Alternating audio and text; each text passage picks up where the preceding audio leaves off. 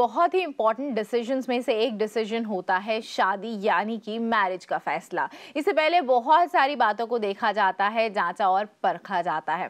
साथ ही कहते हैं कि शादी बिल्कुल दूसरे जन्म की तरह होती है, क्योंकि आप एक नए परिवार में जाते हैं, नए लोगों के साथ रहने लगते हैं, नए तरीके का खाना पीना, नए तरीके का रहना सहना, सब कुछ नया होता है। आपको एक नई शुरुआत करनी होती है। ऐसे में अगर आपको कुछ लोग मिल जाएं जो आपको बता पाएं कि किस तरीके से ज़िंदगी में अब आगे बढ़ना है, किस तरीके से इस परिवार को बना के रखना है, तो वो आपके गाइडिंग स्टार्स हो सकते हैं। परिवार में बहुत सारे ऐसे लोग होते हैं जो इसमें आपकी मदद करते हैं और कर सकते हैं, लेकिन सबसे इम्पॉर्टेंट रोल प्ले करते हैं आपके पेरेंट्स इन लॉ, यानी कि आपके फादर एंड आपकी मदर इन लॉ। किस तरीके का व्यवहार होना चाहिए, किस तरीके की आपकी डीलिंग होनी चाहिए उनके साथ, किस तरीके से पेरेंट्स इन लॉ को अपने daughter in law and son in law के साथ बिहेव करना चाहिए, इस नए रिश्ते को और भी खूबसूरत कैसे बना सकते हैं, आज यही बात करेंगे हम डॉक्टर दीपाली बत्रा के साथ, who is a clinical psychologist. Doctor Deepali, बहुत बहुत स्वागत है आपका। Thank you. सबसे पहले मैं आपसे जानना चाहूंगी कितना इम्पोर्टेंट होता है ये रिलेशनशिप? डेफिनेटली आप एक नई फैमिली में जा रहे हैं and in India at least I would say marriage एक पर्सन के साथ नहीं होती, एक फैमिली के साथ होती है। सो आप एक पर्सन को एक्सेप्ट नहीं करते हैं, आप एक फैमिली को, कल्चर को, उस पूरी फैमिली के मेकअप को, you accept everything of that family. So definitely इस रिलेशनशिप का तो उतना ही मायना है जितना आपका रिलेशनशिप आपके अपने पेरेंट्स के साथ है। बिल्कुल। तो जैसे कि डॉक्टर दीपाली बत्रा ने कहा कि हिंदुस्तान में खास तौर पर आप सिर्फ एक इंसान से शादी नहीं करते, बल्कि पूरे परिवार के साथ आपकी मैरिज होती है, उनके साथ यूनियन होता है, और बहुत ज़रूरी होता है इसलिए कि आप अपने इस रिश्ते को ना सिर्फ अपने पार्टनर के साथ स्ट्रॉन्ग बनाने की कोशिश करें, बल्कि बाकी जितने भी सदस्य हैं, ख़ास तौर पर आपके पेरेंट्स इन लॉ, उनके साथ भी इस रिश्ते को खूबसूरत बनाने की कोशिश की जाए। क्या होता है रिश्ता, किस तरीके से इसकी खूबसूरती को बरकरार रखा जा सकता है, आइए देखते हैं।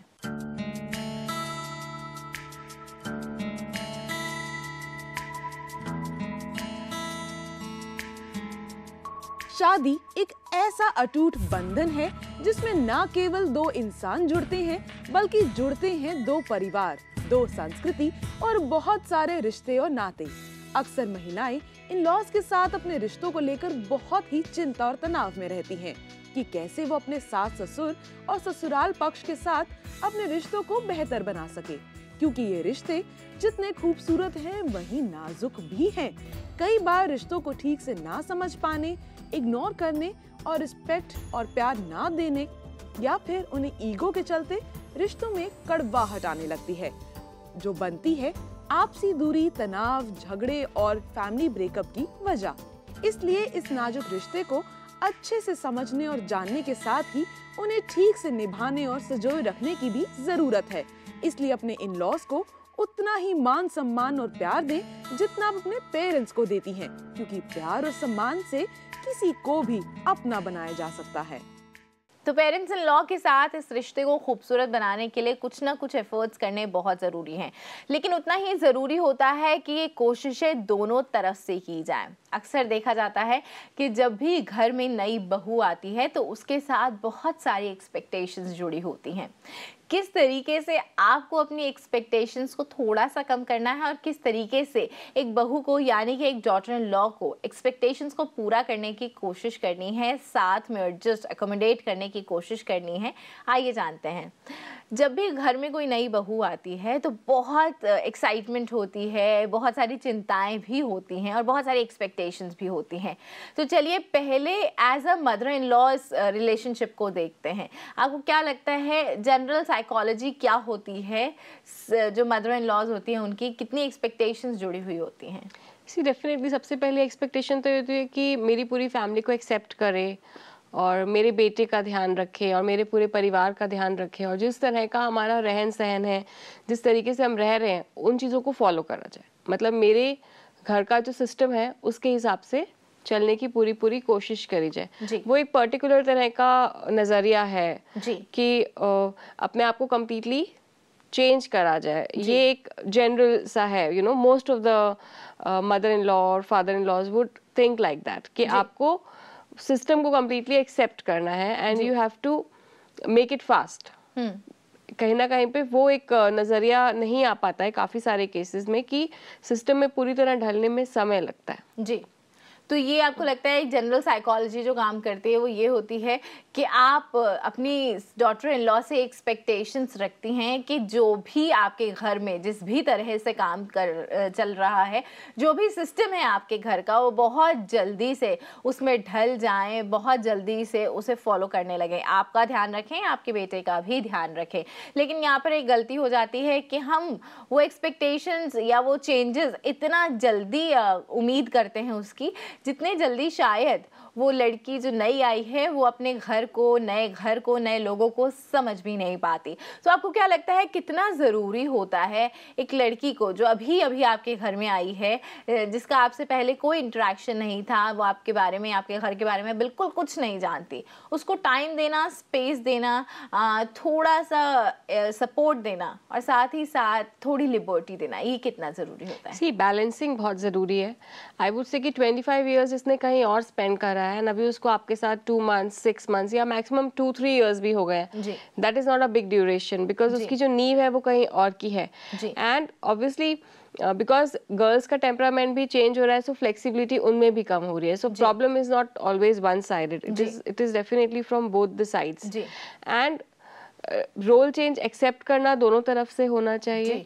ओपन कम्युनिकेशन होना बहुत ज़्यादा ज़रूरी है। बहुत बार ऐसा होता है कि आपस में कमेंट्स चलते हैं या यू नो आप क्रिटिकली कुछ कुछ चीज़ें बोल देते हैं एक दूसरे से, दोनों ही साइड से। एंड उसमें भी बहुत ज़रूरी है कि आप ये देखें आप कहाँ पे बात कर रहे हैं, आप किसके सामने बात कर रहे हैं, और फैमिली सिस्टम में कहाँ प्रॉब्लम हो रही है आपके बिहेवियर से। या और दूसरा फैमिली सिस्टम भी थोड़ा सा फ्लेक्सिबल होना चाहिए बिकॉज एक चीज़ जो पिछले 30-40 ईयर्स से चलती आ रही है एक फैमिली के सिस्टम में, ज़रूरी नहीं है कि वो आज भी चलेगी because time is changing. So obviously आज की जनरेशन भी चेंज हो रही है। तो जो आपके घर में आ रहा है वो अगर कुछ चेंजेस लेकर आना चाह रहा है, आई वुड से कि एट टाइम्स उसको भी वेलकम करना चाहिए। सो फ्लेक्सिबिलिटी दोनों साइड से आनी चाहिए। बिल्कुल, यानी कि कोशिशें दोनों तरफ से होनी चाहिए। दोनों तरफ से अगर रिश्ते को बेहतर बनाने की कोशिश की जाती है तो रिश्ता ना सिर्फ वो सलामत रहता है बल्कि साथ ही साथ खूबसूरत भी होता है। और ये भी ज़रूरी होता है कि जो भी मेंबर आपके घर में नया आ रहा है, थोड़ा सा उसे वक्त दिया जाए, थोड़ा सा समय दिया जाए, ये समझा जाए कि पूरी तरीके से जो उसका बेस है वो बहुत डिफरेंट था, बहुत अलग था, और थोड़ा सा वक्त ज़रूर लगेगा उस बेस को चेंज होने में या उसे नए जो चीज़ें हैं उसे अडेप्ट करने में। साथ ही साथ लड़की को भी कोशिश करनी चाहिए कि जो भी घर में हो रहा है उसके हिसाब से अपने नेचर को फ्लेक्सिबल रखें, अपने आप उस नेचर में अपने आप उस तरीके में या उस एनवायरनमेंट में एडजस्ट करने की कोशिश करें। जैसे कि अभी हमने बात की कि कितना ज़रूरी होता है नया जो मेंबर आया है उसको टाइम दे, स्पेस दे, और वो मेंबर भी अपने अप्रोच को फ्लेक्सिबल रखे। लेकिन साथ ही साथ बहुत बार ये देखा गया है कि जब घर में नई बहू आती है तो बेटे का टाइम, अटेंशन, सब कुछ डिवाइड हो जाता है, और इसकी वजह से बहुत बार मदर्स के अंदर एक इनसिक्योरिटी आ जाती है विच इज़ वेरी ऑब्वियस। तो उसके साथ कैसे डील किया जाए ये मैं आपसे जानना चाहूँगी। लेकिन अभी प्रोग्राम में वक्त हो गया एक छोटे से ब्रेक का, तो जानेंगे कि अपने अंदर जो इनसिक्योरिटीज़ आ जाती हैं, चाहे वो बहू के मन में हो या फिर सास के मन में, कैसे उससे डील किया जाए ये जानेंगे मगर इस ब्रेक के बाद। पहले घर में मैरिज होने का मतलब होता था परिवार में एडिशन होना, लेकिन अब मैरिजेस का मतलब हो गया है सब्ट्रैक्शन। पहले जहां एक नया फैमिली मेंबर परिवार में जुड़ता था, अब उसके साथ साथ 2 मेंबर्स परिवार से अलग हो जाते हैं। जॉइंट फैमिलीज न्यूक्लियर फैमिलीज में बदलती जा रही हैं। कई बार आपका जॉब, आपका करियर आपको अलाउ नहीं करता अपनी फैमिली के साथ रहने के लिए। लेकिन अगर सिचुएशन ये नहीं है और सिचुएशन सिर्फ इस तरीके की है जिसमें आपके रिलेशनशिप इसकी वजह बन रहे हैं, अलग रहने की वजह बन रहे हैं, तो कैसे इन रिलेशनशिप्स को बेहतर किया जा सकता है? कैसे parents in law, daughter in law, son in law, इन सब के बीच में एक अच्छा तालमेल बिठाया जा सकता है, नए रिश्तों को खूबसूरत तरीके से समझा जा सकता है? आज यही बात कर रहे हैं हम कॉल फॉर केयर में। ब्रेक पे जाने से पहले हम बात कर रहे थे कि इनसिक्योरिटीज अगर मदर इन लॉ या फिर डॉटर इन लॉ के मन में आ गई हैं तो कैसे उनसे डील किया जा सकता है? क्या वो तरीका हो सकता है जिससे मदर इन लॉ या डॉटर इन लॉ, अगर किसी के मन में भी इनसिक्योरिटी आ गई है, खास तौर पर अपने हस्बैंड या अपने बेटे को लेकर, उनके टाइम, उनके अटेंशन को लेकर, तो कैसे उससे डील किया जा सकता है? सी बेसिकली अटेंशन अब शेयर्ड होगी, ये तो दिस इज द ट्रूथ है ना, इसको एक्सेप्ट करना दोनों तरफ में ही बहुत इम्पोर्टेंट है। और दूसरी चीज़ ये है कि बैलेंसिंग बेसिकली सपोज अगर मदर को ऐसा फील हो रहा है तो सन को करनी है, या अगर वाइफ को ऐसा फील हो रहा है तो हस्बैंड को करनी है, and his role is very very important. बहुत बार ऐसा होता है कि जैसे ही बेटा घर पर आएगा तो मदर वुड स्टार्ट कंप्लेनिंग, या जैसे ही हस्बैंड घर पे आएगा वाइफ वुड स्टार्ट कंप्लेनिंग। सो कहीं ना कहीं पे ही becomes a sandwich sort of thing. It is important कि वो कहीं ना कहीं पे बैलेंस करे, वो कहीं ना कहीं पे एक न्यूट्रल पॉइंट ऑफ व्यू रखे दोनों को, और दोनों को बैलेंस करने की कोशिश करे, या वो इस इशू से बिल्कुल बाहर हो जाए and he should clearly communicate कि it is your issue, so you should be handling it. दूसरी चीज़ ये है कि आजकल बहुत इंडिपेंडेंस और स्पेस की जरूरत पड़ गई है, अपनी प्राइवेसी की बहुत जरूरत पड़ गई है, जो पहले नहीं था। सब एक ही साथ रह लेते थे, चाहे कितना भी छोटा घर हो। सो किसी को ये नहीं लगता था कि मैं अकेले नहीं बैठ पा रही हूँ, मैं अकेले, मेरे पास अपना टीवी नहीं है, मेरे पास अपना म्यूजिक सिस्टम नहीं है, या मेरे पास अपनी कार नहीं है। तो पहले शेयरिंग बहुत अच्छे से हो जाता था। आजकल हर किसी को अपनी इंडिपेंडेंट चीज़ चाहिए, तो उस चीज़ में काफ़ी ज़्यादा प्रॉब्लम इसलिए क्रॉप अप हो जाती है, बिकॉज अगर आपकी फैमिली फाइनेंशियली अफोर्ड नहीं कर पाती है और आपको शेयर करना पड़ता है तो आप फ्रस्ट्रेट होते हैं। सो वो शेयरिंग वाली जो चीज़ है वो भी चली गई है। सो डेफिनेटली एक बहुत ट्रांसफॉर्मेशन हुआ है पूरे जनरेशन में, एंड उस चीज़ पे वर्क करना बहुत ज़्यादा इम्पोर्टेंट है, खुद पे वर्क करना बहुत ज़्यादा इम्पोर्टेंट है। जी, तो जैसे कि डॉक्टर दीपाली ने बताया, खुद पे काम करना ये बहुत ज़रूरी है, और प्रज्ञा के माध्यम से भी हम यही कोशिश करते हैं कि आप लोग को बता पाएँ कितना ज़रूरी होता है खुद के बेहतर इंसान से मुलाकात करना, कितना ज़रूरी होता है उसे पहचानना, कितना ज़रूरी होता है अपने अंदर जो अच्छाई है उसको पॉलिश करना। और रिश्ता कोई भी हो, अगर आप खुद पे काम करने के लिए तैयार नहीं हैं, सिर्फ दूसरों में चेंजेस चाहते हैं, दूसरे को इम्प्रूव करना चाहते हैं, उसको बदलना चाहते हैं, तो फिर प्रॉब्लम कभी भी सॉल्व नहीं होगी। बहुत ज़रूरी है पहले खुद पे काम करें, और फिर आप कंप्लेंट्स कर सकते हैं, फिर आप दूसरे में चेंजेस की बातें कर सकते हैं। ये भी अक्सर देखा गया है कि जब भी शादी की बात होती है, तो जैसे आपने बोला कि सन इन लॉ या फिर हस्बैंड का या फिर बेटे का, इनका जो रोल है वो बहुत क्रूशल हो जाता है, इनकी जो अपनी सिचुएशन है वो बहुत डिफिकल्ट हो जाती है। तो इनके लिए आइडियल बिहेवियर क्या हो सकता है? आइडियल बिहेवियर है कि न्यूट्रल होकर दोनों पार्टीज को सुनना या बिल्कुल विड्रॉ करना। बहुत बार ऐसा होता है कि अगर बेटे ने मदर की बात सुनी तो वो रूम में जाके अपनी वाइफ से फाइट करेगा, उसकी और उसकी वाइफ का जितना नेगेटिव रिलेशनशिप होगा, वाइफ उतना अपने हस्बैंड से दूर होगी और उतना ही ज्यादा अपनी मदर इन लॉ को लेके उसके मन में नेगेटिव फीलिंग आएगी। बहुत बार वाइफ को लेके हस्बैंड अपनी मदर से लड़ते हैं, बहुत बार ऐसा देखा जाता है दैट वो अपने हस्बैंड को कुछ कुछ बता रही है उनके बारे में, एंड वो बाहर जाके लड़ रहा है। उससे होता ये है कि जो मदर इन लॉ है उसका अपनी डॉटर इन लॉ की तरफ अगेन नेगेटिव एटीट्यूड और ज्यादा बढ़ेगा। सो इट इज इम्पोर्टेंट कि आप एक कंप्लेनिंग टोन में ना वेंटिलेट करें जो भी आपकी फीलिंग्स है, आप इतना ओपन कम्युनिकेशन रखने की कोशिश करें कि आप एक दूसरे के साथ बैठ के बातचीत कर सके कि भाई मैं इस चीज में कंफर्टेबल नहीं हूँ या मैं इस चीज में कंफर्टेबल हूँ। ये बहुत ज्यादा इम्पोर्टेंट है, और उसको लेके अलग अलग ऑप्शंस ढूंढना। एंड बिकॉज देखिए बहुत बार ऐसा होता है कि रिलेटिव्स बहुत ज़्यादा इंटरफेयर करते हैं। कोई रिलेटिव्स आके मदर इन लॉ को इंस्टिगेट कर रहे हैं, कोई रिलेटिव्स आके डॉटर इन लॉ को इंस्टिगेट कर रहे हैं। सो ऑब्वियसली जितना वो बाहर के लोगों से ज़्यादा इंटरेक्शन करते हैं फैमिली इश्यूज़ को लेके, उतने उनको ज़्यादा व्यूज़ मिलते हैं।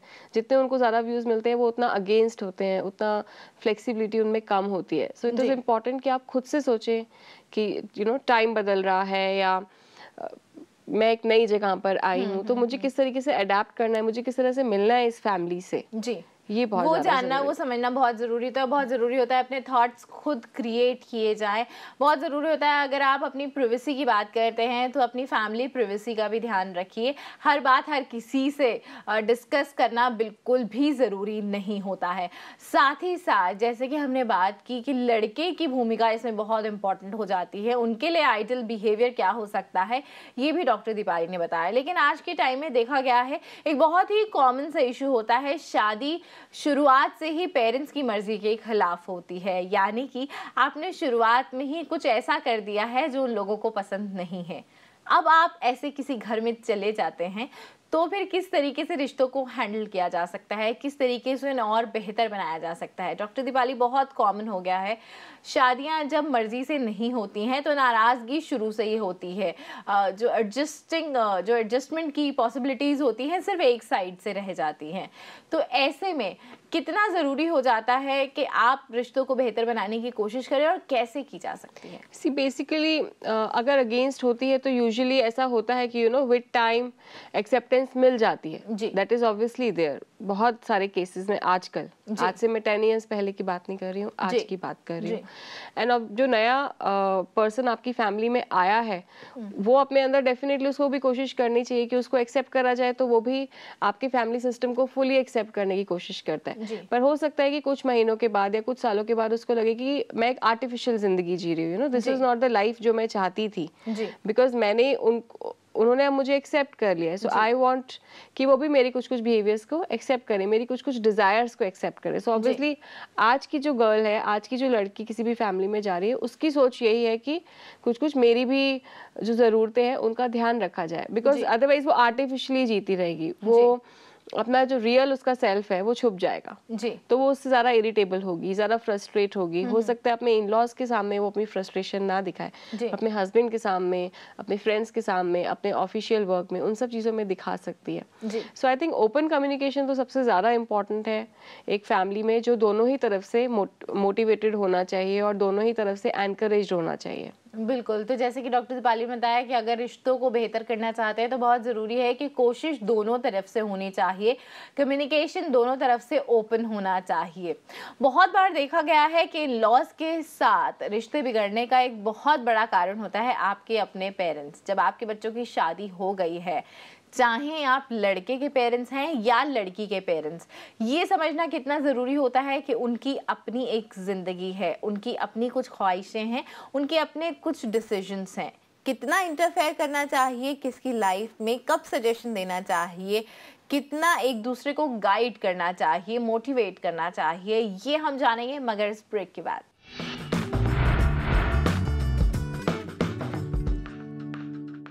कहते हैं नए रिश्तों को मैच्योर होने में टाइम लगता है। जब कुछ नया है तो उसके लिए आपको एफर्ट थोड़ा सा ज़्यादा करना पड़ता है। अगर आप सच में चाहते हैं एक हैप्पी फैमिली, अगर आप सच में चाहते हैं पिक्चर परफेक्ट, तो बहुत ज़रूरी है कि उसमें आप खूबसूरती से रंग भरें, एक्सपेक्टेशंस ना रखें, पहले एक्सेप्ट करना सीखें।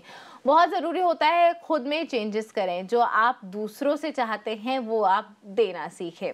ब्रेक पे जाने से पहले हम बात कर रहे थे कि कितना ज़रूरी होता है कि इस बात को समझा जाए कि आपके बच्चों की अपनी एक ज़िंदगी है, चाहे आप लड़की के पेरेंट्स हैं या फिर आप लड़के के पेरेंट्स हैं। कितना ज़्यादा इंटरफेरेंस अगर आपका हो रहा है तो क्या आप अपने बच्चों की ज़िंदगी ख़राब तो नहीं कर रहे, कहीं आप उनके रिलेशनशिप को ख़राब तो नहीं कर रहे, ये जानना बहुत ज़रूरी होता है। डॉक्टर दीपाली, बहुत बार देखा गया है कि लड़के और लड़की दोनों के पेरेंट्स लाइफ में इतना इंटरफेयर करते हैं, इतना ज़्यादा बच्चों की भलाई के लिए ही चाहे वो सोच रहे हों, लेकिन इतना ज़्यादा कमांडिंग हो जाता है, इतना ज़्यादा डोमिनेटिंग नेचर हो जाता है कि वो भूल जाते हैं कि दे आर ग्रोन अप्स और दे आर मैच्योर, और कुछ चीज़ें उन्हें खुद करने देना भी चाहिए। See at least in India I have seen that अगर उनका किसी का बच्चा 30 इयर्स का भी हो जाता है तब भी it is a small child for them, the way they take care, the way they talk. So हर चीज़ में प्रोटेक्टिवनेस बहुत ज़्यादा है यहाँ पर फिर भी हम कहेंगे कि एक स्पेस देना बहुत ज़्यादा इम्पॉर्टेंट है, बिकॉज उस otherwise irritability, frustration, distancing relationship में बहुत ज़्यादा बढ़ जाता है, एंड वो दोनों ही तरफ से बढ़ता है। अगर एक लड़की हमेशा बचपन से ये देखती आ रही है कि उसकी मदर ग्रुप्स में बैठ के क्रिटिकल हो जाती है, यहाँ वहाँ की बातें करती है या कमेंट्स करती है, सो ऑब्वियसली वो नेचर उस लड़की में भी आएगा। एंड जब वो अपने मैरिज के बाद जब वो जाएगी तो डेफिनेटली वहाँ पे उसको जो जो भी चीज़ें ठीक नहीं लग रही है वो अपने घर पे ही जाके वो डिस्कस करेगी, एंड डेफिनेटली वहाँ से उसको नेगेटिव व्यू मिलेगा, क्योंकि जैसा टेम्परामेंट उसकी मदर का या उसके फादर का होगा वो उसी हिसाब से इन्फ्लुएंस्ड होगी। एंड अगर वो एक ऐसे एनवायरनमेंट से आ रही है जो थोड़ा जो न्यूट्रल है, जो दूसरी फैमिली का पक्ष भी देखता है, जो लाइफ को एक डिफरेंट पर्सपेक्टिव से देखता है, जो ये देखता है कि लाइफ में फ्लेक्सिबिलिटी कितना ज़रूरी है, सो डेफिनेटली वो लड़की भी उस पॉजिटिव एटीट्यूड को एक्सेप्ट करेगी। सो ये बहुत इंपॉर्टेंट है कि आप कहाँ से आ रहे हो और आपके पेरेंट्स किस तरीके के हैं और आप कितना इजीली इन्फ्लुएंस होते हो। तो आप इन्फ्लुएंस कितनी जल्दी हो जाते हैं, ये भी इस बात को तय करता है कि आपका अपने घर में रिश्ते कैसे हैं। डॉक्टर दीपाली, और कौन सी ऐसी बातें होती हैं जिनको ध्यान में रखना बहुत ज़रूरी है, पेरेंट्स इन लॉ का भी और daughter in law son in law के लिए भी? देखिए, फ्लेक्सिबिलिटी हर तरफ से ज़रूरी है। दूसरा, रिस्पेक्ट बहुत ज़्यादा ज़रूरी है जी। बहुत बार देखिए ऐसी रिलेशनशिप में आप बहुत ओपननेस नहीं रख सकते हैं, because it is very sensitive. आप उस तरीके से बहुत खुल के ना रहें तो बेटर रहेगा। इट इज़ इम्पॉर्टेंट कि कुछ कुछ चीज़ें ट्रांसपेरेंट ना हो जी। इट इज़ इम्पॉर्टेंट कि कुछ कुछ चीज़ें आप ताकि वो रिस्पेक्ट बनी रहे। कभी कभी चुप रहना, आप बहुत ज़्यादा ओपन ना होना भी बहुत ज़रूरी होता है एक रिलेशनशिप को चलाने में। Otherwise it becomes very very difficult अगर आप हर चीज़ बहुत ओपनली डिस्कस करने लग जाएं, बिकॉज ये रिलेशनशिप बहुत ज़्यादा सेंसिटिव है। तो हो सकता है शुरू में आपकी ओपननेस को सब पसंद करें, बट ग्रेजुअली ऐसा होता है कि कुछ कुछ गर्ल्स अपने इन लॉज के सामने इतनी ज़्यादा ओपन हो जाती हैं कि शुरू में तो ठीक है, सब उसको हंसी मजाक में ले लेते हैं, but after a point of time सबको लगता है that why is she like this, she is a बहू।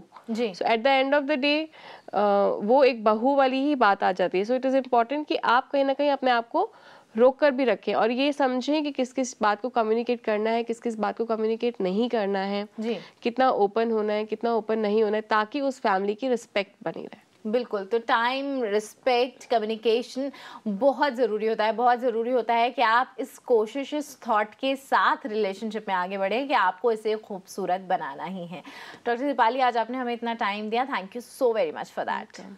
तो आज डॉक्टर दीपाली ने हमें बताया कि किस तरीके से आप अपने इन लॉज के साथ अपने रिलेशनशिप को बेहतर बना सकते हैं, और ये कोशिश दोनों तरफ से जब होती है तब रिश्ता सही मायने में खूबसूरत बनता है। लेकिन ज़रूरी ये होता है कि सबसे पहले खुद पे काम किया जाए। अगर कोई भी तकलीफ हो रही है तो सबसे पहले ये जाना जाए, ये समझा जाए कि कहीं कमी आपके अंदर तो नहीं है। इसी थॉट के साथ हम लेते हैं आपसे इजाज़त। अगली बार फिर करेंगे कॉल फॉर केयर में आपसे मुलाकात। तब तक आप देखते रहिए प्रज्ञा, जो आपको मिलाए बेहतर आपसे।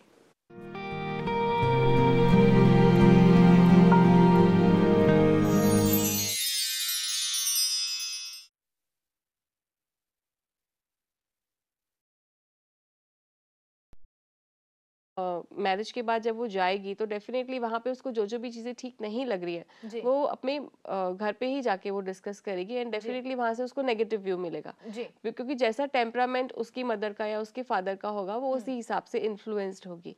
एंड अगर वो एक ऐसे एनवायरनमेंट से आ रही है जो थोड़ा जो न्यूट्रल है, जो दूसरी फैमिली का पक्ष भी देखता है, जो लाइफ को एक डिफरेंट पर्सपेक्टिव से देखता है, जो ये देखता है कि लाइफ में फ्लेक्सिबिलिटी कितना ज़रूरी है, सो डेफिनेटली वो लड़की भी उस पॉजिटिव एटीट्यूड को एक्सेप्ट करेगी। सो ये बहुत इंपॉर्टेंट है कि आप कहाँ से आ रहे हो और आपके पेरेंट्स किस तरीके के हैं और आप कितना इजीली इन्फ्लुएंस होते हो।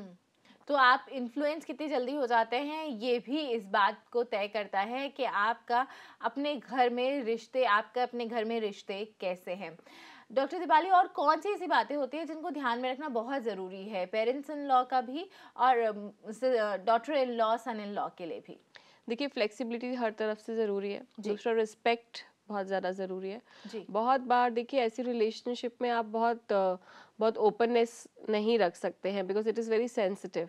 आप उस तरीके से बहुत खुल के ना रहें तो बेटर रहेगा। इट इज़ इम्पॉर्टेंट कि कुछ कुछ चीज़ें ट्रांसपेरेंट ना हो। इट इज़ इम्पॉर्टेंट कि कुछ कुछ चीज़ें आप ताकि वो रिस्पेक्ट बनी रहे। कभी कभी चुप रहना, आप बहुत ज़्यादा ओपन ना होना भी बहुत ज़रूरी होता है एक रिलेशनशिप को चलाने में। Otherwise it becomes very very difficult अगर आप हर चीज़ बहुत ओपनली डिस्कस करने लग जाएं, बिकॉज ये रिलेशनशिप बहुत ज़्यादा सेंसिटिव है। तो हो सकता है शुरू में आपकी ओपननेस को सब पसंद करें, बट ग्रेजुअली ऐसा होता है कि कुछ कुछ गर्ल्स अपने इन लॉज के सामने इतनी ज़्यादा ओपन हो जाती हैं कि शुरू में तो ठीक है, सब उसको हंसी मजाक में ले लेते हैं, but after a point of time सबको लगता है that why is she like this, she is a बहू। so at the end of the day वो एक बहू वाली ही बात आ जाती है। सो इट इज़ इम्पॉर्टेंट कि आप कहीं ना कहीं अपने आप को रोक कर भी रखें और ये समझें कि किस किस बात को कम्युनिकेट करना है, किस किस बात को कम्युनिकेट नहीं करना है, जी कितना ओपन होना है, कितना ओपन नहीं होना है, ताकि उस फैमिली की रिस्पेक्ट बनी रहे। बिल्कुल। तो टाइम, रिस्पेक्ट, कम्युनिकेशन बहुत ज़रूरी होता है, बहुत ज़रूरी होता है कि आप इस कोशिश, इस थॉट के साथ रिलेशनशिप में आगे बढ़ें कि आपको इसे खूबसूरत बनाना ही है। डॉक्टर दीपाली, आज आपने हमें इतना टाइम दिया, thank you so very much for that.